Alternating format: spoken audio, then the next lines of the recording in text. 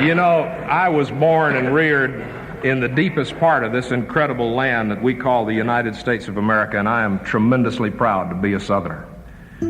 I grew up in a land that's steeped with more traditions than you and I can count on any given day. It's a land of people that are, a lot of times, they're hard and they're uncompromising and difficult and sometimes wrong.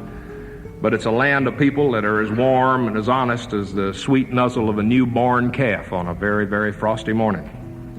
Now, if I've offended any of you with a hell or a damn or any of the thoughts that we've brought about in our stories, then I'll apologize. Not for the people who these stories are about, but I'll apologize to you because I didn't tell them right.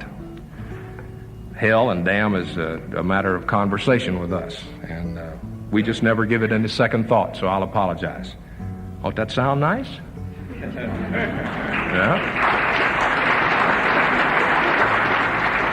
I just throw that in to make you feel better because I really don't give a damn whether you like it or not, but I thought I'd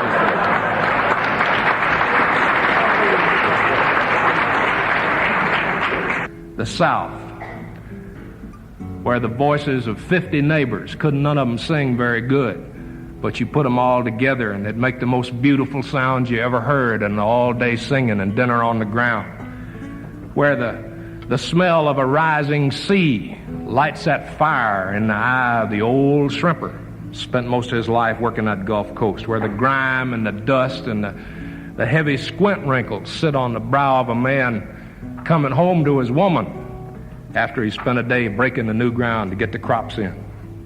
It's the waves of tobacco, the hum of the textile mills in North Carolina, the majesty of the mountains and the sound of crinoline in old Virginia, Frank Broyles and the beauty of the Ozarks in the Arkansas mountains, the port of Mobile and Bear Bryant in Alabama, the fertile fields and that Yankee dollar in Florida, the bayous and the gas fields in Louisiana, the rebel flag and the magnolia flowers in Mississippi. It's Charleston and Fort Sumter in South Carolina, bluegrass music and the Derby in Kentucky, and sour mash whiskey and the Carter family from Tennessee, and the mystery of the Okefenokee Swamp in Atlanta and the crackle of business in Georgia. The South.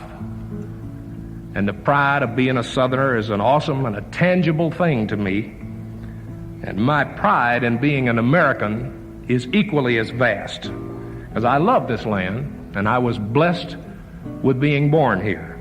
This is the land that God saw fit to allow us to use.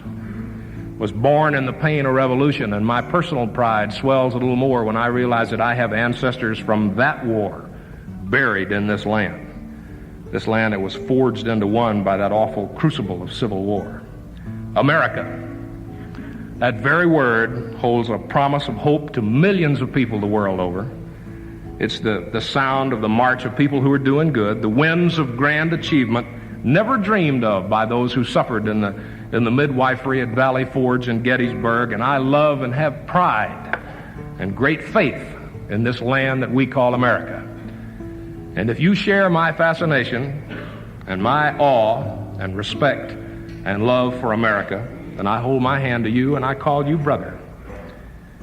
If not, I call you a fool, I call you ignorant and pitiful, and I do not call you an American. Problems are here, of course. We're not perfect. Our land never will be, but it is our land, and we've helped build it. And never will I turn my back to this country and seek to destroy her while rushing around and telling everyone I'm trying to improve her. Americans will answer whatever call is sounded. And the question is, when our land calls, will you answer? Will you care for her?